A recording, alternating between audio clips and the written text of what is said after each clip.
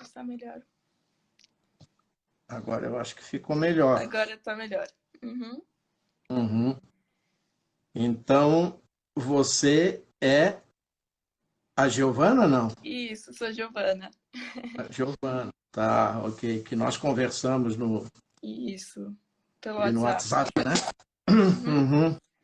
Uhum. Tá. Então, primeiramente, boa noite a todos. A gente vai começar a live sobre astronomia versus astrologia. Nosso convidado é o Paulo Duarte, já foi professor de astronomia.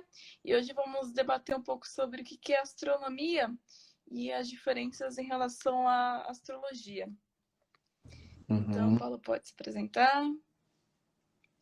Bom, eu estou à sua disposição aí para as perguntas, né? Eu fui professor até me aposentar, eu trabalhei na Universidade Federal de Santa Catarina, no Departamento de Geociências. Fui também supervisor do planetário, né? Então, eu fui professor de astronomia, não é? Uhum. Inclusive responsável pela criação da disciplina chamada Fundamentos de Astronomia, que existe até hoje no nosso departamento, entende? Uhum. Então, a minha experiência com astronomia foi como professor, não pesquisador, né? Professor, Uhum. entendeu? Entendi. Bom, e com relação à astronomia e astrologia, o que eu posso dizer assim é que digamos, a grande diferença entre as duas áreas é que a astronomia ela, ela lida com os astros, claro, né? Daí a astronomia, ela lida com os astros, com o universo, tentando entender a origem, não é?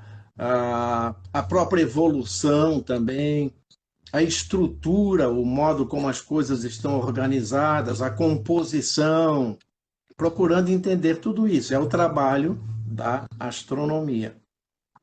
Agora, a astrologia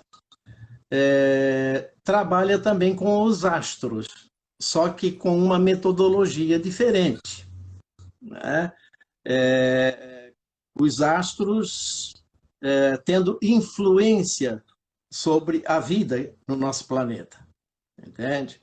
Então é uma maneira diferente de lidar com as coisas. A astronomia tenta entender a origem, evolução, composição, estrutura, etc, etc. E a astrologia considera os astros tendo influência sobre nós. Não significa que um seja melhor do que o outro. Cada um dentro da sua metodologia, cada um dentro da sua área. Confesso até que eu não gosto muito quando dizem que a astrologia é uma pseudociência, né? Eu acho essa palavrinha assim meio perigosa, meio indelicada, até preconceituosa. Não é? Quer dizer, astronomia é ciência, astrologia é pseudociência, quer dizer, uma ciência falsa. Eu acho que não é bem por aí. Não é? Cada um tem a sua metodologia de trabalho, acredita naquilo que faz e tal, então não há por que a gente, né, menosprezar, digamos, a astrologia. Até porque existem muitos empresários, artistas, né, que investem na astrologia. Né? Astrólogos fazem trabalhos, tem astrólogos que fazem trabalhos sérios, seríssimos mesmo, para empresas e tudo mais. E as pessoas acreditam, gostam, faz bem, então por que é que nós vamos condenar, não é? Uhum. Entendeu? Entendi. Então, cada um seguindo o seu caminho, desde que o trabalho seja feito de modo honesto, não é? Também dentro da astronomia, porque não vamos dizer que na ciência não existe também gente aí que tem os seus desvios de conduta, Sim, não é? demais. Entendeu? Aham. Então, é assim que eu entendo as duas coisas. Veja, por exemplo, numerologia, não é? Uhum. Numerologia. A influência dos números no nome das pessoas, na vida das pessoas e tal. Já houve muita gente, muitos artistas, principalmente, que mudaram o nome, não é? Veja, Chico Anísio, que já faleceu, mas um grande, não é, comediante. O Chico Anísio, antigamente, Anísio era com o I. Depois da presença de um numerólogo na vida dele, mudou para Anísio com Y. Sandra Sá, sempre foi Sandra Sá. Depois da presença desse numerólogo, virou Sandra de Sá. Jorge Ben, sempre foi Jorge Ben, mas em função da presença desse numerólogo, virou Jorge Benjor. Ora, se fez bem para essas pessoas, e talvez tenham feito mais sucesso, não importa, não é? Não importa. Uhum. Tá ok? Tá ok. Eu só queria acrescentar uma coisa, que a gente tem a nossa caixa de comentários, então caso alguma pessoa queira comentar ou fazer alguma pergunta, a gente para e dá uma olhadinha e responde, ok? Isso, é bom, é bom. Uhum. Então, assim, realmente o desenvolvimento do nosso projeto era ver como é que era também a influência da astrologia na vida das pessoas, né? Principalmente através dessas tentativas. É muito complicado e, como você falou, é muito delicado a gente falar de astrologia, porque até eu mesma acreditava que a astrologia era uma pseudociência. Sempre falava, mas é uma pseudociência. Mas, assim, tendo esse outro olhar, acho que é muito importante a gente entender também, né? Porque astrólogo também está trabalhando com honestidade e afins. E veja que na história da humanidade, quem surgiu primeiro foi a astrolatria. Astrolatria. O que é isso?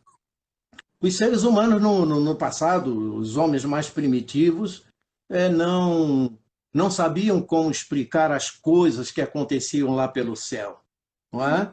Então passaram a atribuir, não é? A atribuir a determinados acontecimentos e determinados astros e constelações o endeusamento, né, desses astros e constelações. Então é a astrolatria, inclusive até praticando sacrifícios de animais e sacrifícios humanos também, para apaziguar um pouquinho a ira dos deuses lá em cima. Não é? Depois, então, veio, né, devagarinho a astrologia, que seria a influência dos astros sobre nós.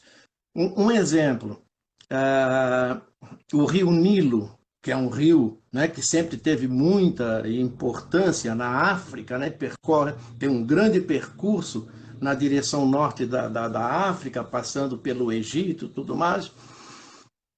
Quando aparecia a estrela Sirius, né? Então era a época das chuvas, né? E da enchente do Rio Nilo. Aí o Rio Nilo enchia, depositava o humus nas margens, e esse humus então era aproveitado para fertilizar a terra e as plantações e tudo mais. Então eles ficavam esperando quando iria aparecer a estrela Sírius, porque era a época das enchentes do Rio Nilo. Então, na verdade, os astros passaram a ser usados assim como um verdadeiro calendário, né? No Sim. passado, e inclusive até atribuindo-se determinadas funções desses astros nas coisas que ocorriam aqui na Terra, não é? Por exemplo, para saber a época que estava chegando a primavera, a época que estava chegando o outono, o verão, o inverno, etc., o céu é que era usado para isso. Não havia um calendário em papel como nós temos hoje, não é? Uhum. Nos celulares, nos computadores. Era o céu. Era o céu que ajudava os seres humanos a controlar as suas atividades aqui na Terra. Entendeu? Entendi. É, eu lembro que a gente até estudou que eles utilizavam até mesmo as constelações para até mesmo ver quando era a época específica para a pastagem, né? Tipo assim, assim, ah, essa aqui, essa posição é específica para o pasto, essa posição específica da estrela é para o outro. Então, eu fiquei Sim, realmente sim, estando se apossando dos elementos que eles tinham, né? Porque na verdade não tinha tecnologia, não tinha calendário, não tinha nada. exato. Não tinha, não é? Então, o céu é que servia de calendário para os homens, né, no passado. Né? Uhum. E talvez ainda hoje, em algumas tribos mais isoladas, assim, indígenas, talvez o céu ainda Sim. sirva, né, como calendário, enfim. Não é? Mas os astros sempre tiveram muita importância, entende, para suprir as nossas necessidades sociais, necessidades econômicas, religiosas também, né? E culturais em geral. Né? Então, os astros estão presentes na nossa vida desde a época do homem primitivo. Exatamente. Entendeu? E até fazendo um adendo, você está falando de cultura, lembrei do folclore do lobisomem, né? Que quando era lua cheia ia aparecer o lobisomem. Então, tipo assim, até mesmo os astros foram inseridos no nosso Sim, folclore brasileiro. Eu sim, achei incrível, sim. tipo assim, exatamente o formato da lua, a fase daquela lua vai se transformar um lobisomem. Exato, exatamente, é. E essa coisa da Lua, você me faz lembrar também, eu já vi documentários, até copiei e guardei aqui no meu computador, por exemplo, um cidadão do interior que faz cercas com bambu. hum, E agora, diz ele que o bambu tem que ser cortado na lua correta. Porque se for na lua errada, o bambu bicha todinho. Né? E o trabalho dele vai por água abaixo. Eu já vi também um outro documentário falando de pessoas que têm animais e tudo, e que fazem castração. Né? Então, um deles dizia que a castração tem que ser na época da lua certa. Eu não me lembro qual é a lua, mas tinha que ser na época certa, porque senão o sangramento seria muito ruim e tal, o animal poderia pegar uma Entendi. infecção, enfim, enfim, enfim. Quer dizer, então tem essa questão também aí da lua influenciando as coisas aqui. Agora, é, alguém já fez alguma pesquisa científica para ver se realmente tem essa relação direta entre a lua e o bambu, e o corte do bambu ou a castração dos animais? Eu não conheço. Mas é uma Também coisa não. interessante, se dá certo, né? Se dá É, certo, por que não seguir, então? Né? nunca se Agora sabe. não tem como condenar, dizer, ah, não, mas isso não é ciência. Né? E nós temos que tomar um cuidado muito grande, viu, Giovana, com essa coisa da verdade. Né? Porque, veja, na Idade Média, 1300 e pouco, 400 e pouco, 500 e pouco e tal, época de Kepler, de Copérnico, de Galileu Galilei e tal, quem era a dona da verdade? Era a religião católica, era o Vaticano, Uhum. não é? Era. Então, não havia ciência naquela época, não se falava em ciência. Né? Galileu Galilei, por exemplo, ele já praticava a ciência, mas não tinha ainda essa palavra, ciência, cientista. Eles eram chamados de filósofos naturais. Eram filósofos. Né? Agora, naquela época, dona da verdade era o Vaticano, era a religião católica. E ai daquele que falasse contra. iria para a fogueira, como foi o caso de Giordano Bruno, por exemplo, que era padre. Giordano Bruno era padre, né? Mas falou coisas lá que não agradou muito e foi mandado para a fogueira e foi queimado em praça pública, na fogueira e tal. Mulher que tivesse uma manchinha no corpo e tal era considerada bruxa e dependendo da situação até era mandada para a fogueira. Uhum. Agora, com o passar do tempo, quem tomou o lugar da verdade e da religião? Foi a ciência. Não é? Mas nós devemos tomar um certo cuidado, porque a ciência não tem a verdade absoluta, digamos assim. Não é? Não existe essa coisa da verdade absoluta. Até porque a ciência precisa ficar aberta para ter portas abertas para a discussão das suas verdades. Sim. Não é? Porque o dia que a ciência fechar as portas e disser, não, a verdade é essa aqui e ninguém discute mais, aí virou dogma, virou fé, se igualou à religião. Aí a ciência vira religião. Não é? Uhum. Então, temos que tomar um certo cuidado com essa questão aí da verdade. Não é?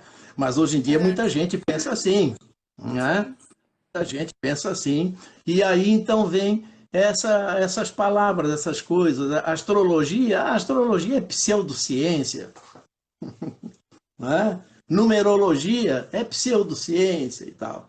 Então, a gente deve tomar um certo cuidado aí, porque a ciência precisa estar de portas abertas para discussões. Né? A verdade na ciência é sempre relativa, nunca absoluta. Sim.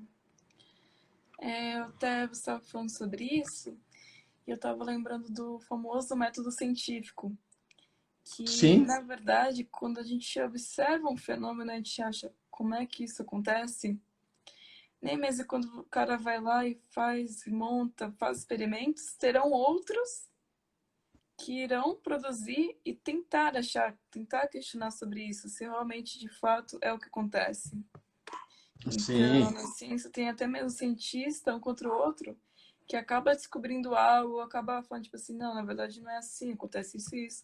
Então, acho que aí que está o fundamento da ciência. A gente precisa realmente ter uma gama de possibilidades de debater. E debater, exato. Né? Tem até um filósofo austríaco, não é, que é muito citado nas pós-graduações, principalmente, não é, que é o Karl Popper. Você já deve ter estudado, já deve ter ouvido falar do Karl Popper, que ele estabeleceu um princípio, né, o famoso princípio da falseabilidade. Né? Quer dizer, uma afirmação ela só pode ser considerada científica se ela puder ser testada e contestada, quer dizer, refutada. É. Porque senão vira fé, vira dogma. Né? Então a ciência precisa estar de portas abertas, né, para a contestação, para a refutação. Tá? Veja, por exemplo, pegando aí a astronomia. Uhum. Até então, tínhamos a gravitação universal de Isaac Newton, não é? Matéria atrai matéria, me ajuda aí, matéria atrai matéria na razão direta das massas e na inversa do quadrado das distâncias. É? Como se os astros, quer dizer, um astro, isso quer dizer o seguinte, um astro maior, ele tem mais força e atrai o astro menor. Então, a Terra é menor que o Sol, então a Terra gira em volta do Sol. Uhum. Tá? Mas depois, então, veio Einstein, mais modernamente, e ele estabeleceu uma outra ideia de gravitação.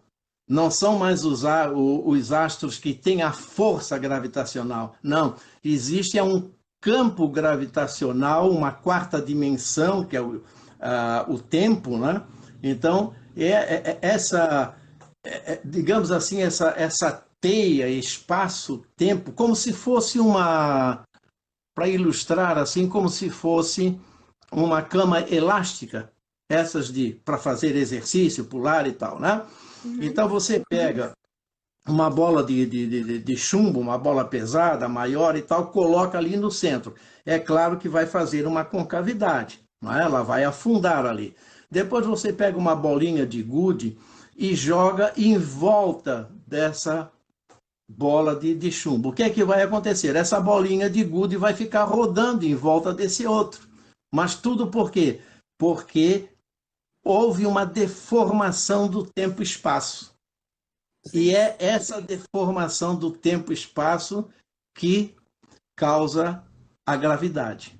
Entende? Então, isso vem sendo estudado, hoje já está praticamente comprovado e coisa. Então, isso é a ciência. Então, por quantos anos valeu a lei da gravitação universal de Isaac Newton? Não é? Agora o que está valendo é a de Einstein. E Einstein. Né? Mas ainda no ensino médio a gente aprende. A gente usa a fórmula ainda. Ainda Gravidade usa a vezes forma. mais. Usa. Tanto é que quando É, eu fiz a Olimpíada Brasileira de Astronomia, eu tive que fazer um cálculo entre a razão das distâncias dos planetas. Então a gente ainda usa na razão inversa da distância e tal, a né? razão. É, é. É, mas deve complementar com a teoria do Einstein, então, não é? Porque já houve uma comprovação né, das ondas, as chamadas ondas gravitacionais, não Sim. é? Entende? Então, nada impede que se ensine lá o Newton, né? Uhum. Mas complementar com a teoria do Einstein. Uhum. Fica a sugestão. A professora Natália falou que a teoria da gravitação ela não foi substituída. Aham. E a professora Márcia falou que ela acha que é a teoria das membranas. Pois é, a teoria das membranas. Mas ela não foi substituída de Isaac Newton, não é? Mas, digamos assim, a explicação do Einstein é uma explicação convincente. Ainda mais agora, Ah, faz pouco tempo, que as ondas gravitacionais foram comprovadas, né? Através de. detectadas, comprovadas, É, não é? Então, isso aí comprova ou complementa, né, a gravitação universal de Newton. Né? uhum. É, como a professora Natália falou, foi complementada, né? Exatamente isso. Aham, exatamente, exatamente. Então é bom não esquecer o Einstein, não. Eu acho que é que nem a atomística, né? Foram vários outros assim. Foi gradual. Sim, Não foi é complementando tudo. gradual, exato. Né? Na verdade, eu costumo dizer que a ciência é uma narrativa que vai se construindo gradativamente. Ela Sim. não para, entende? Ela não é um dogma que diz assim, olha, isso aqui você tem que acreditar e você não pode discutir. Entende? Isso é o dogma. Não é. A ciência é, eu repito, uma narrativa que vai se construindo gradativamente. Isso é a ciência. Ela precisa sair do lugar. Sim. Né? Ela precisa ser, em determinados momentos, substituída e, em outros momentos, complementada. Isso é a ciência. Uhum. Né? Deu uma travada? É, eu acho importante a gente realmente falar, debater mais, ampliar nossos conceitos sobre ciência, né? Porque, na verdade, muitas pessoas associam a ciência como aquela verdade absoluta. E eu vejo até mesmo em redes sociais que tem muita briga entre astrologia e astronomia, porque um fala, tipo assim, não, mas astronomia é a verdade. Então, tipo assim, então realmente faz essas associações. E se tu realmente parar e ver nas redes sociais, tem muita briga entre profissional e acaba até tendo briga entre os profissionais mesmo da área, né? Um Pois alfineta o é. outro. E nós precisamos entender, não é? Que essa coisa da verdade, nós precisamos tomar cuidado. É até Né? arrogância, né? Falar, tipo assim, astronomia, verdade absoluta. Então ela vem, né? E tá. Não, não É, é isso. e uma outra coisa também, até certo ponto, assim, meio filosófica, digamos, não é? É o seguinte: toda verdade está fora de nós. Por Uhum. exemplo, se eu estou olhando ali uma rocha, uma pedra, ela sozinha, fora de mim, ela é a verdade. Agora, no momento em Certo. que eu me aproprio dela, passo pela minha mente, pelos meus filtros, dou um nome para ela, classifique, mas não sei o quê, ela não é mais autêntica. Entende? Então, Sim. ela é ela sozinha lá, a verdade absoluta. Agora, no momento em que passou pela minha mente, passou pelos meus conhecimentos, pelo meu filtro, então ela já não é uma verdade absoluta, é uma verdade relativa. Tudo que É, passa pela nossa mente, né, é uma verdade relativa. O que é absoluto está fora de nós. Então, por isso, nós devemos tomar cuidado com esses preconceitos, com os variados campos do conhecimento humano que não são ciência. Não é? Devemos tomar um certo cuidado, porque senão vira preconceito e aí vira uma discussão e discussão que não vai chegar a lugar nenhum. Pelo menos algum lugar importante, não é? uhum. Até mesmo assim, essa briga, essa discussão entre astronomia e astrologia nunca realmente teve um ponto final, né? Parece que é algo Não, assim. E provavelmente nunca terá, eu acredito. Não sei. não, e nunca terá de forma nenhuma, não é? Então, o mais importante, viu, Giovana, o mais importante é haver o respeito, não é? Haver o respeito. Por exemplo, certa vez, aqui no nosso planetário, um aluno meu, religioso, evangélico, Uhum. me pediu para fazer uma sessão para o pessoal da igreja dele. Aí eu pensei, eu aceitei, é claro, não é? Uhum. Mas fui pensando no meio do caminho, quando fui dar essa sessão, eu digo, meu Deus do céu, eu vou ter que me cuidar aí, porque ciência e religião, eu tenho que tomar um certo cuidado. É. Olha, mas foi muito bacana, foi muito interessante, porque eles respeitaram os meus pontos de vista da ciência e eu respeitei o ponto de vista deles da religião. Chegando a um certo ponto em que eles estavam falando em Big Bang e eu estava falando no dedo de Deus, eu estava falando na Gênese da Bíblia. A coisa, Criacionismo. a coisa inverteu, né? Mas é isso, é o respeito que a gente precisa ter. Né? E foi uma sessão muito legal, muito bacana, com todo o respeito, e todo mundo saiu satisfeito. Eu também. Eu acho que é aí que tá importante também, assim, até mesmo você está falando de religião, e eu conheço, assim, religiosos que usam até mesmo para argumentarem essa religião com preceitos da astrologia.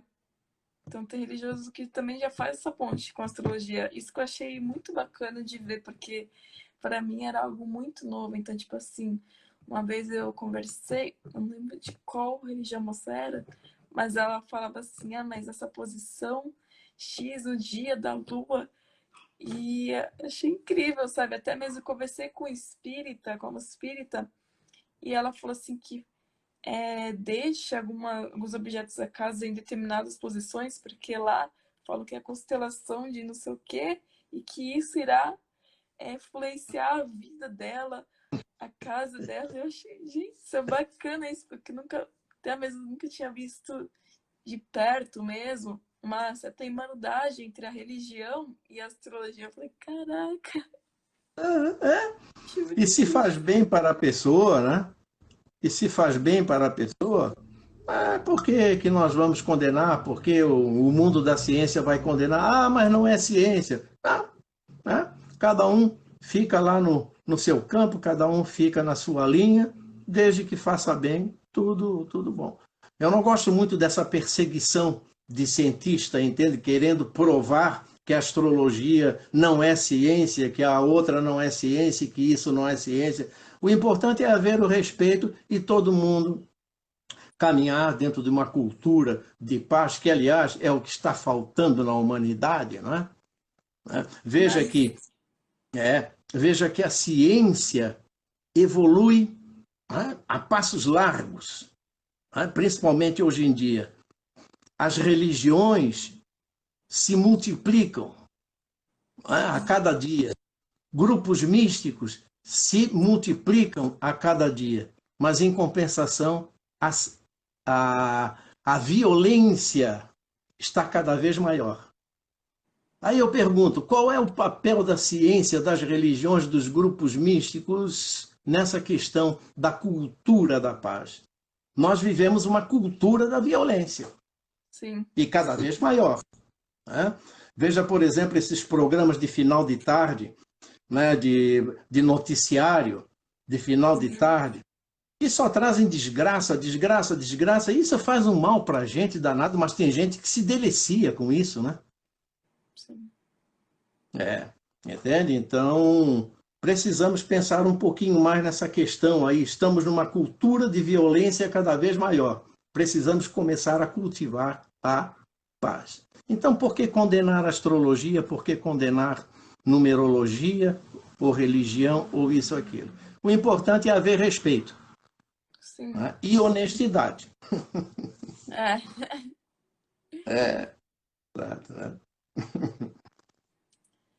então, porque eu não sei de onde parte nessa sede de realmente é um ego muito grande, né, que a gente está vivendo, porque até mesmo essa questão de que a minha religião é melhor que a ciência, então, tipo assim, tem gente, tem casos assim, que a gente já sabe que a pessoa irá passar por um estresse, e mesmo assim ela tem essa prova para justamente ela quer fazer de tudo só para provar que aquilo que ela acredita é melhor.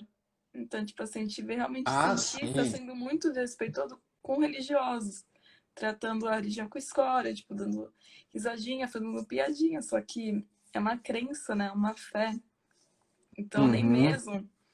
Eu vi até um caso de um menino prodígio que ele foi até mesmo criticado.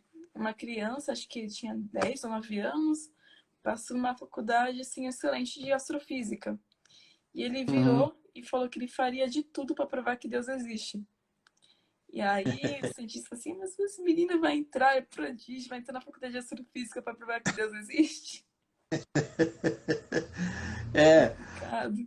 é complicado, né? É complicado isso aí, porque, veja, eu já tive nas minhas aulas, já, e depois então em outras conversas e tal, é, me perguntaram, né?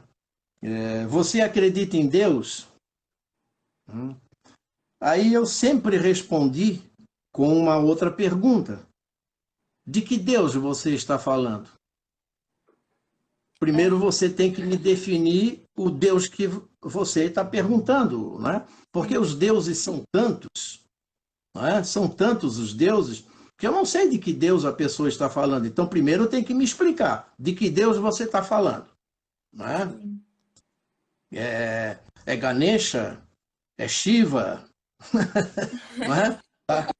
Dos hindus? De que Deus? É o Deus da Bíblia? É o Deus do Alcorão? Enfim, você tem que me explicar de que Deus você está falando. Aí eu vou dizer se Eu vou acredito ou não dizer. no seu Deus. É, primeiro tem que me explicar, porque os deuses são tantos, não é? Entendeu? É, e a briga, justamente, você tá falando de. Né, a gente tá falando de religião, cosmologia. Justamente quando você fala, você acredita em Deus? E o pessoal já associa isso com o cristianismo, né? Não é bem assim. Ah, sim, pois é, não. É. A Índia, por exemplo, é cheia de deuses, né? Não É, é? Tem o Brahma, não é? Que é o criador, não é? Depois, então, tem o Shiva, que é aquele que destrói, destrói, mas constrói. E veja, falando em Shiva, tem aquele colisor de hadrons, né? Que fica entre lá na Europa, o Colisão de LHC. partículas, você disse? O colisor de partículas, Ah, né? O sei. grande colisor de partículas, Gigante. lá que fica entre a Acho que era Suécia. França Não era e a Suécia. Suíça, né? Suíça. Na França e Suíça, né? Acho que é Fica por ali, aí. 27 quilômetros, tal, aquela coisa, tal, choque de partículas e tudo mais e tal. Lá tem um monumento de Shiva, aquela roda, né? O Shiva, que é tem a perna, né, na forma de dança, o corpo na forma de dança, né? Tá lá o Shiva. Quer dizer, então, puxa, mas tem aqui um deus indiano numa instituição que é científica, né? Como é que estão misturando as coisas e tal, tal. Mas é uma representação, né? É uma representação, porque o colisor de partículas é o choque, né, de partículas para ver o que é que tem lá por dentro, né? Uhum. Então, aí, tanto é que foi em 2012 esse colisor descobriu o famoso bóson, né? O bóson de Higgs. O bóson de Higgs, entende? Então, não sei se você lembra que em 2012 houve aquele alarde, né? Dizendo que seria, pelo calendário maia, seria o fim do mundo em dezembro. Fim do mundo. Fim do mundo em dezembro. Mas não é. Aliás, eu já passei por vários fins do mundo. E esse de 2012 foi mais um. Mas não era bem isso. Pela cultura maia, o calendário maia, seria uma grande descoberta e uma revolução que haveria na humanidade. Ora, em julho de 2012, foi comprovada pelo LHC, esse laboratório, né, de colisão de partículas, foi comprovada a existência do bóson, que já vinha sendo discutido e pesquisado há muito tempo. Tal. Ora, no momento em que a ciência conseguir entender melhor, quer dizer, o primeiro passo foi dado, a descoberta. Agora, se a ciência entender como funciona esse bóson de Higgs, porque ele é que é o responsável pela união das partículas e a formação da matéria, entende? Então, no momento em que a gente entender melhor, e inclusive como mexer até com esse bóson de Higgs, surge aí várias hipóteses, até mesmo de viagem no tempo. Buraco de minhoca, essa coisa toda, né? Então, quem sabe o calendário maia era prevendo a descoberta do bóson de Higgs, que, no meu entendimento, é uma das grandes revoluções dentro da ciência. Sim. E da astronomia também, não é? Mas é isso aí. Você estava falando, né, de fim do mundo. Eu lembrei de um caso de um astrólogo muito famoso aqui no Brasil, porque ele faz jogo de tarô, de carta, né, para ver a vida da pessoa, numerologia. E isso é uma notícia que virou até meme na internet, tipo o Twitter, virou Strange Topics. E ele falou assim que 2020 seria um ano muito leve. E aí o pessoal começou a dar muita risada e já veio lá de novo aquela onda de argumentos da ciência, falando que mais uma vez a astrologia falha. Eu achei isso muito engraçado, ter falado que 2020 seria um ano leve. Pois é. Essas previsões aí, a gente tem que tomar um certo cuidado, essas histórias de fim do mundo, não é? Tem-se que ter muito cuidado, porque nós devemos entender o passado como uma escola para o presente, né? E o presente a gente vai construir o futuro. Agora, saber o que existe lá no futuro e tal, isso aí a gente tem que tomar um certo cuidado. Eu já passei por alguns fins do mundo. Eu Inclusive hoje, entendo. inclusive hoje mesmo, eu recebi um e-mail em que a pessoa tinha lido um artigo meu que está na internet, falando sobre a era, as eras, a era de aquário, a era de peixes e tal, tal, tal. Então, essa pessoa dizia que respeitava a minha opinião, não é? Mas que a era de aquário vai começar agora em dezembro deste ano de 2020, né? Uhum. Mas é, mas é isso, pela astronomia vai ser só no ano 2150, entende? Entendi. Então, não tem como discutir, quer dizer, respeitei a opinião dessa pessoa, mas é uma pessoa que deu a entender que é muito mística, né? É, Então, são místicos. então, dentro dessas linhas místicas, assim, existe muita ideia com relação a essa questão de fim do mundo e tudo mais, e tal, tal. E eu disse para ela, olha, o melhor mesmo é a gente meter mão na massa e cada um começar a trabalhar uma cultura de paz, uma cultura melhor, porque esse negócio de fim do mundo e tal, isso aí é até uma técnica que é muito utilizada pelas religiões, não é?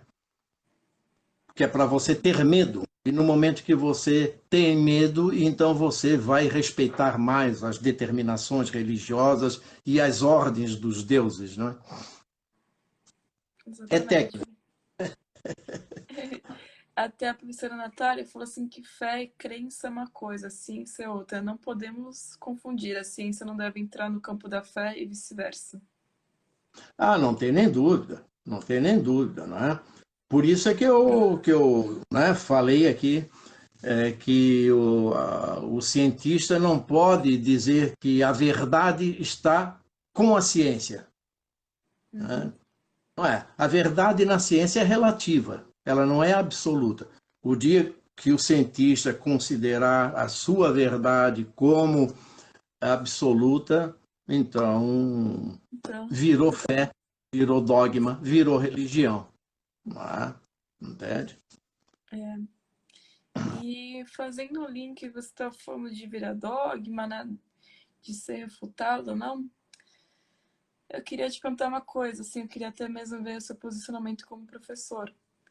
A gente sabe que a astronomia ela é sustentada por pesquisas e estudos a fundo, debates, e Não tem para nem isso a dúvida. gente precisa de investimento.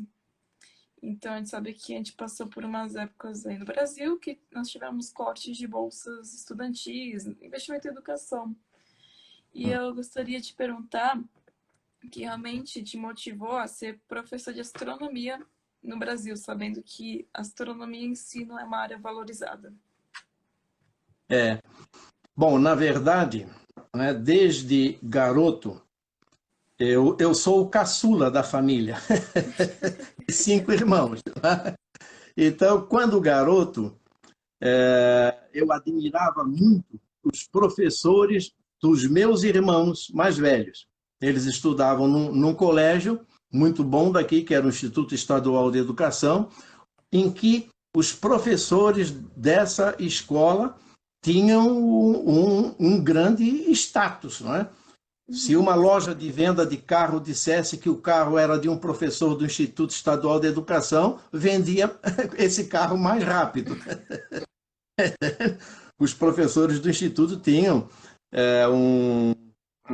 um status, né? Muito interessante. Então, eu era admirador deles. Então, desde garoto, eu queria ser, ensinar, eu tinha fascínio pelo ensino, entendeu? Então, o que me levou a ser professor justamente foi isso, a ser fascínio. Agora, a astronomia caiu por acaso. A astronomia caiu por acaso, porque eu dava aulas no curso de geografia e havia uma disciplina chamada Introdução à Geografia Física, que era um tópico de geomorfologia, um tópico de geologia, um outro de climatologia e um outro de astronomia. Uhum. Então eu achei que eu deveria desmembrar esse tópico de astronomia e fazer uma disciplina para estudar o semestre inteiro astronomia, porque me empolguei com essa parte da astronomia e achei muito importante para a formação do geógrafo entender que o espaço cósmico também faz parte do espaço geográfico. Felizmente, a disciplina foi criada, foi aprovada, e a partir dali, o tempo todo, até me aposentar, eu dei essas aulas dessa disciplina. Entendeu? Então, aí foi onde eu virei, né, professor de astronomia, né, e várias entrevistas e tal, e televisão, e mais isso, mais aquilo. Inclusive, eu participo muito de um canal chamado Vida Inteligente, entende? Já fiz vários programas, várias entrevistas de uma hora e pouco, sobre assuntos relacionados com astronomia. E, por exemplo, eu acredito que foi o último programa falando sobre Terra plana. Não sei se você... Não é? Terra plana. E olha que esse negócio está pegando. Demais! A cada dia mais adeptos. É. Então eu fiz um programa, eu acho que deu 1h15, 1h20, só falando a respeito dessa questão, de onde veio essa ideia de terra plana e tal, né? E dando uma explicação a respeito disso. Então, esse foi Terra Plana. Um outro muito interessante também foi a astronomia na bandeira brasileira, que, aliás, eu até deixo aí esse tema como sugestão para o grupo do colégio, aí, Presidente Kennedy, estudar astronomia na bandeira brasileira. Você sabe, não é, que a bandeira brasileira tem ali muitas estrelas e constelações. Tá? Então, a começar que essas estrelas e constelações estão erradas. Já começa por aí. Então, é muito interessante esse estudo da bandeira. E até sugiro, né, para que coloquem lá no YouTube Vida Inteligente, Astronomia na Bandeira Brasileira. E aí vocês vão ver esse programa que eu participei falando deste assunto. É muito interessante. Eu sugiro para vocês aí do colégio estudarem, né, essa astronomia da bandeira brasileira. Eu achei fantástico, agora eu tô sem palavras, porque eu nunca tinha imaginado que surgiu uma espécie de estudo em relação à bandeira brasileira com astronomia na posição. Eu fiquei, caraca, porque assim é tão habitual que pra mim não tinha. É tão habitual, mas é porque nunca se estudou, entendeu?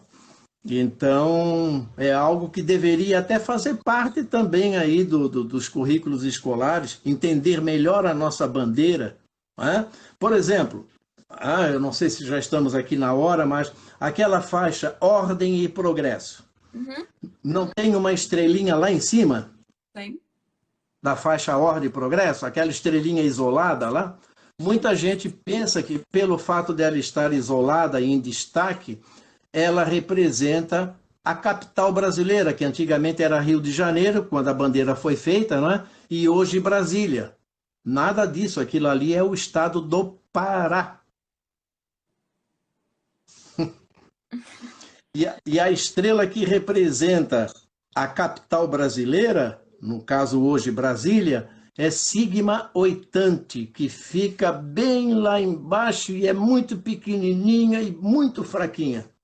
Agora, existe explicação para isso, entendeu? Por que Sigma Oitante foi escolhida como estrela para representar a capital brasileira? Né? Por que o mapa das estrelas e constelações da nossa bandeira está invertido? Se você olhar o Cruzeiro do Sul, Escorpião, a constelação do Escorpião vai ficar à esquerda do Cruzeiro do Sul, mas na nossa bandeira fica à direita. Por que isso? Tem explicação. Entende? Então fica aí a minha sugestão para criar um grupo aí e estudar, não é? Estudar a nossa bandeira nesse aspecto de astronomia. Uhum. É um estudo muito interessante. É interessante mesmo, porque geralmente o pessoal também, quando pensa em astronomia, só pensa, né, nos cálculos, nos astros, na posição, e acaba tendo esse outro lado, né, também da astronomia, tipo, no nosso cotidiano, tipo, até mesmo coisas simbólicas do nosso país, da nossa nação, que realmente é a bandeira, tipo, acho que Sim. é verdade. Tem muita coisa na nossa bandeira. A nossa bandeira tem, além dessa parte aí de astronomia, ela tem também a matemática, não é?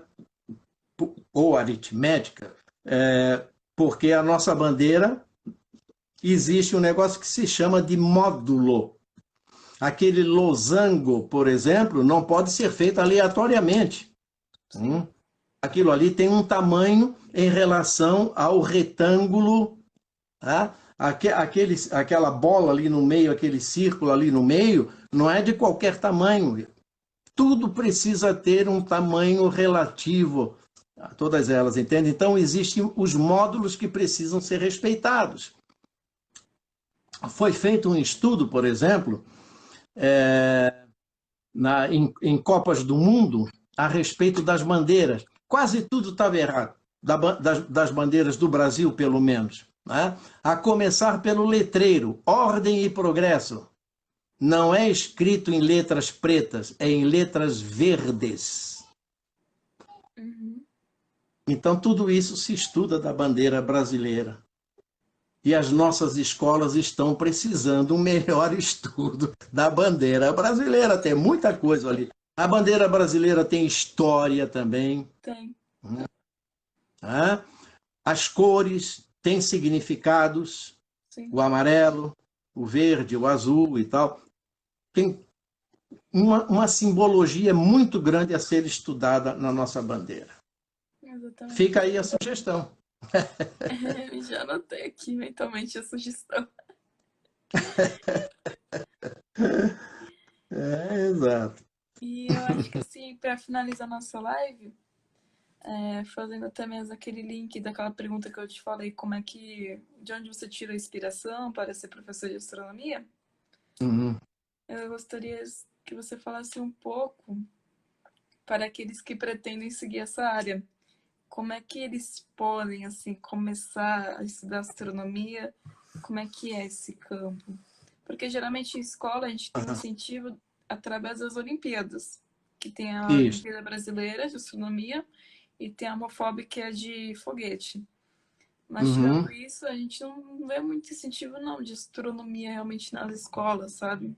Geralmente, como É, você falou, em geografia a gente vê o solstício, equinócio, posição perpendicular, mas assim, realmente um estudo a fundo é só realmente com a inserção de um projeto ou Olimpíada. é. Bom, aí existem dois caminhos, né? Se tornar um astrônomo mesmo, com graduação em astronomia. Aí nós só temos 3 universidades no Brasil que fazem: a UFRJ, a Sim, Universidade Federal do Rio de Janeiro, né, que tem a graduação, a USP, né, em São Paulo, a Universidade é. de São Paulo, e a Universidade Federal de Sergipe. Tá? São as universidades que têm o curso de astronomia. A graduação, que tem muita matemática, muita física, não é? Aí então a pessoa vai se tornar então um astrônomo graduado. Agora, muitas pessoas também fazem o curso de física e depois então fazem o mestrado em algum tema, ou mestrado e depois doutorado, né? Em algum tema de astronomia. E aí acaba virando astrônomo, dando palestras, virando professor universitário, pesquisador, entende? Então, é a linha profissional, entendeu? Agora, existe o amador, né? Existe o astrônomo amador, que, aliás, Eu acho que a astronomia é a única ciência que permite e valoriza o trabalho do amador. Medicina não tem médico amador, Não. Eu acho que não ela é? nem permite, né? Não Nem permite. permite, né? Porque tem Não, o não permite. conselho e tal. E a astronomia, o trabalho do amador, é um trabalho importantíssimo. Muitas descobertas foram feitas por astrônomos amadores. Ora, então, para se tornar um astrônomo amador, o que é que a pessoa tem que fazer? Tem que começar a ler livros, ver vídeos de astronomia, pesquisar na internet, por exemplo. Eu aconselharia até a começar pela série Cosmos.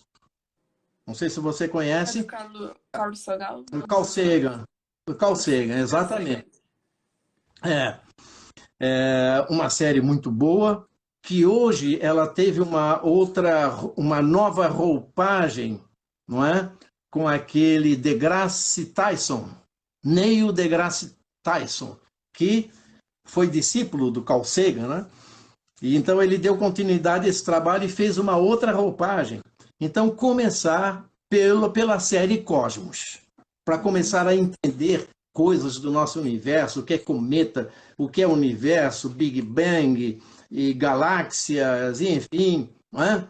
Começar a entender essas coisas. E, e pesquisar, né? Pesquisar. Eu não aconselho muito livros por enquanto para quem vai começar. Né? Começa com a série Cosmos e depois então vai fazendo algumas pesquisas. Tem muitos palestrantes de astronomia no YouTube. Um deles é o Marcelo Gleiser, não é? Que é físico e astrônomo e tal. Hoje mora nos Estados Unidos, é professor nos Estados Unidos, apesar de que tem algumas coisas dele ali que eu não concordo muito, mas tudo bem, mas é uma pessoa super graduada e tem vários vídeos interessantes, assim, com uma linguagem mais simples, né, para leigos. É bem interessante, o Marcelo Gleiser, entende? Então, tem que começar por aí. Agora, quem vai se iniciar na astronomia, por favor, não faça uma bobagem que muitos já fizeram e eu tenho conhecimento. Comprar telescópio. É a pior coisa que fazem. Né? Porque telescópio barato não é um telescópio que tem uma engrenagem fácil de manipular. Às vezes dá até um pulo. Né?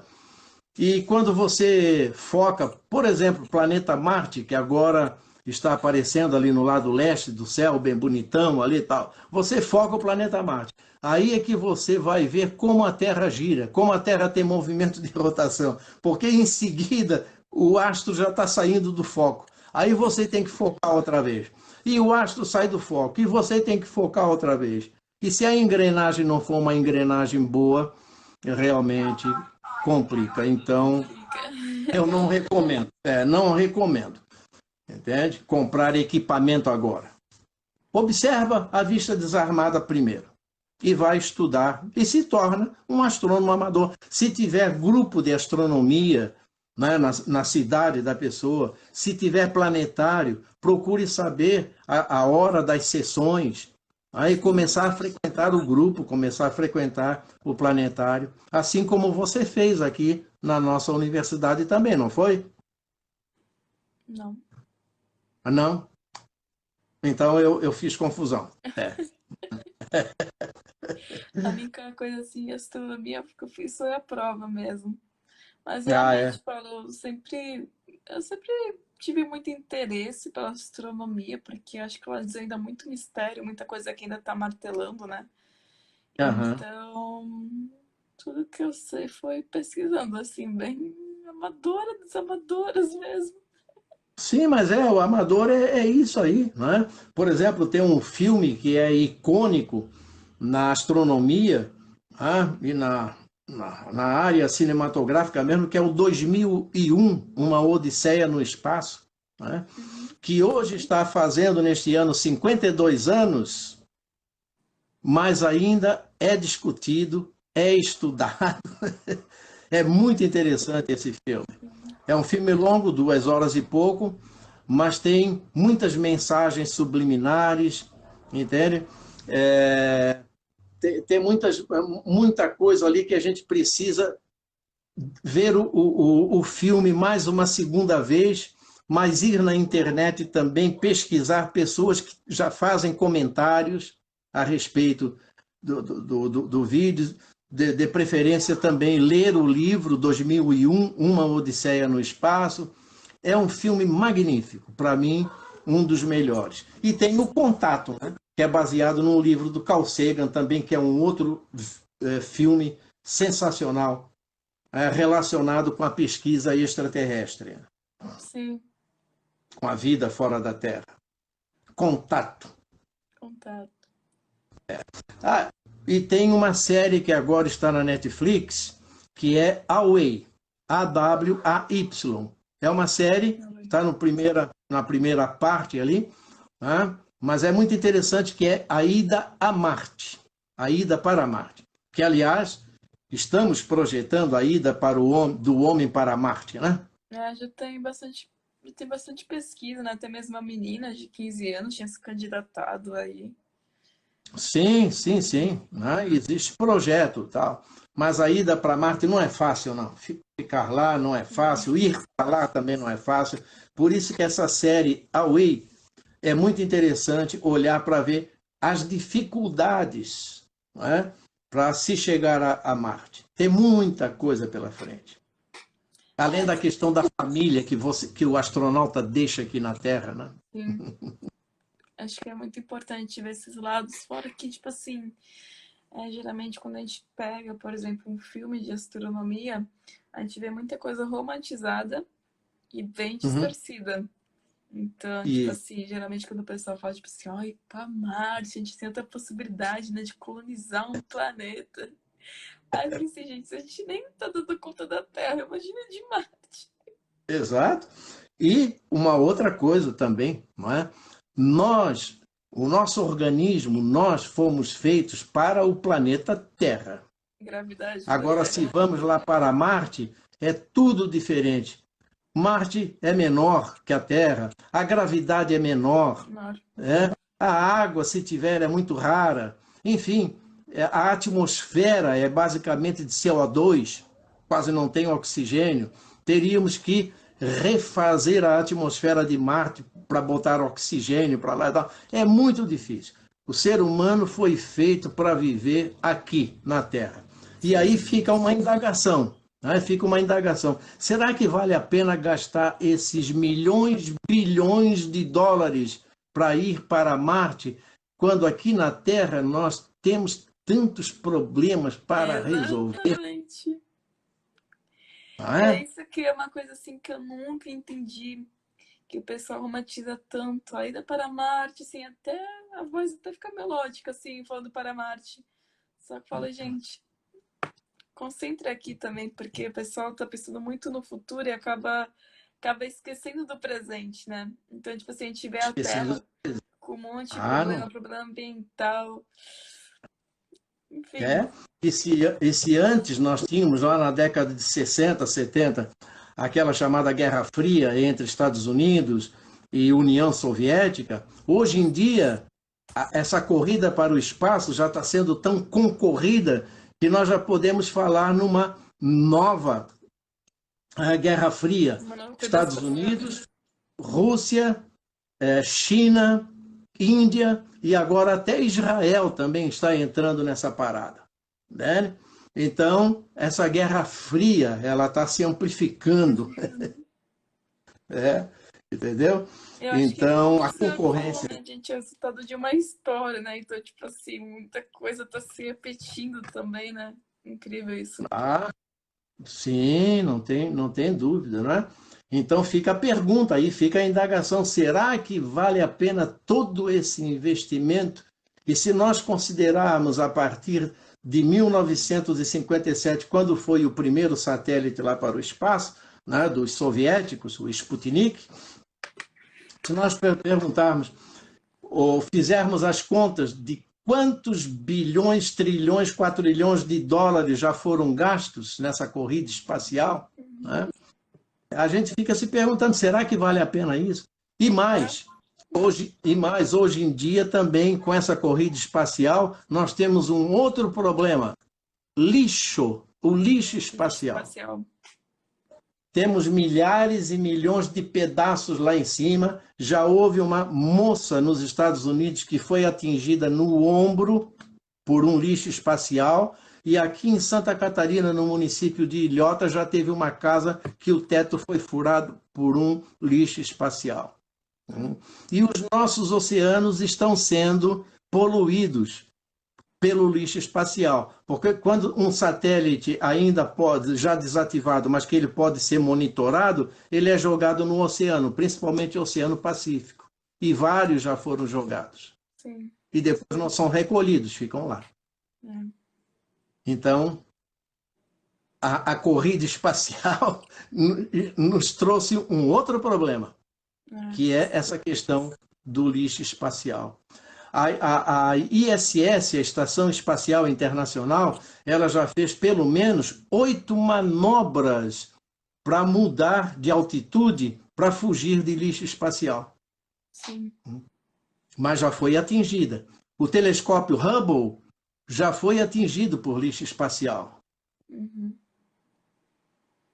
Então, essa questão do lixo espacial é até explorada no filme Gravidade, né? Uhum. Se eu não me engano, Sandra Bullock. Eu acho que é a Sandra Bullock que fez este filme, né, que é a artista principal, Gravidade. Então, mais uma questão aí para ser estudada, o lixo espacial. Né? E lá no Vida Inteligente, lá no YouTube, eu falo também sobre o lixo espacial. E nesse ano, em setembro, eu estive em Curitiba e lá falei também a respeito do lixo espacial. É uma grande preocupação que nós temos hoje em dia. Demais. Bom, se alguém tiver alguma pergunta, mais alguma indagação, pode mandar nos comentários.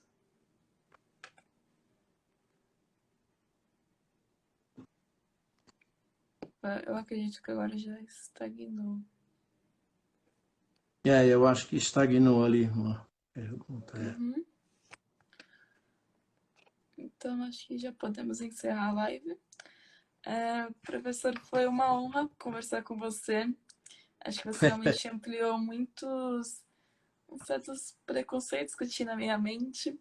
Então, realmente foi importante, foi essencial de ter conversado sobre isso, né? O outro lado da ciência, o que na verdade é o que é o real significado da verdade, né? Como a gente coloca em prática.